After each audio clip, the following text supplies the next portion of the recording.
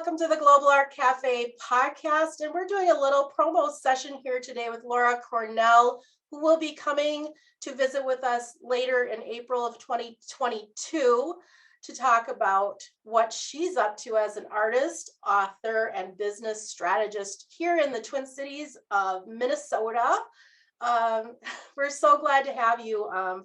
I am so excited to have you coming in April, and we're just going to give people a little taste of what we're going to be digging into. So hi, Lara. Hi, I'm so excited to be here, and I'm excited to talk to people. So as you said, I'm an author, an artist, and a business strategist. I work primarily with artisans and helping them build a legacy business. So within my own lived experiences as a published artist, a social impact venue owner, and my own education in branding and marketing and sustainable businesses, I built a legacy blueprint program, which is what the book is about.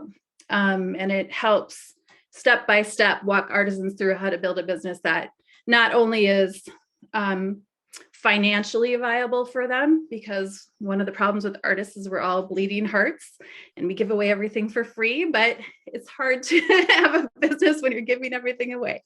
So a financially profitable business on top of being socially impactful and also environmentally impactful. So we might not get into this in the podcast. Why don't you tell people a little bit what you were doing before we started into the pandemic, your passion project, and what you were doing in the Twin Cities here, because I think it was so interesting, and then how you pivoted into what you're doing now.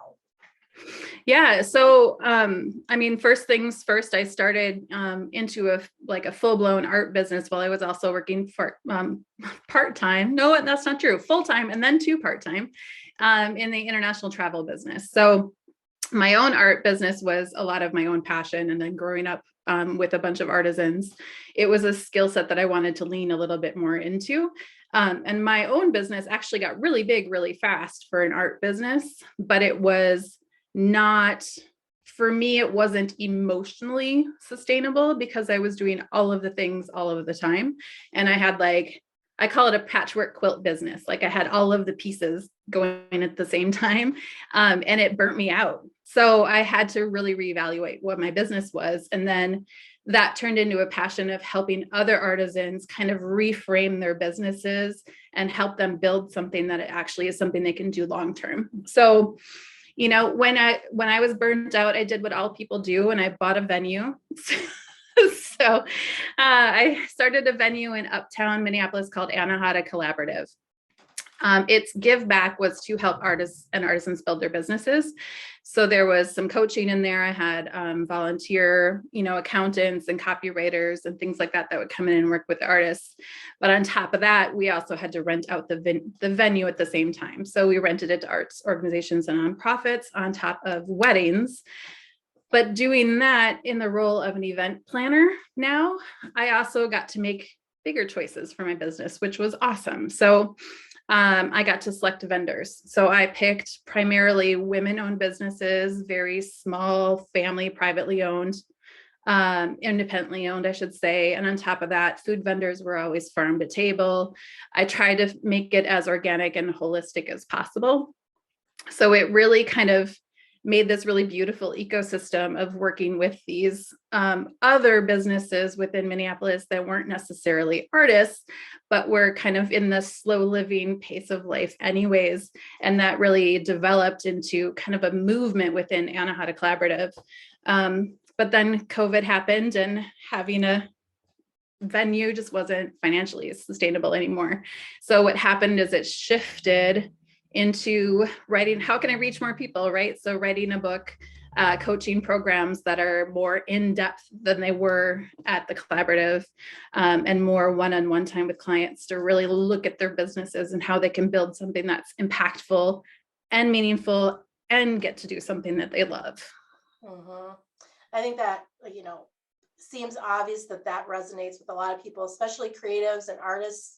And just everyone working right now, we've had to rethink how we do our business, what our career looks like.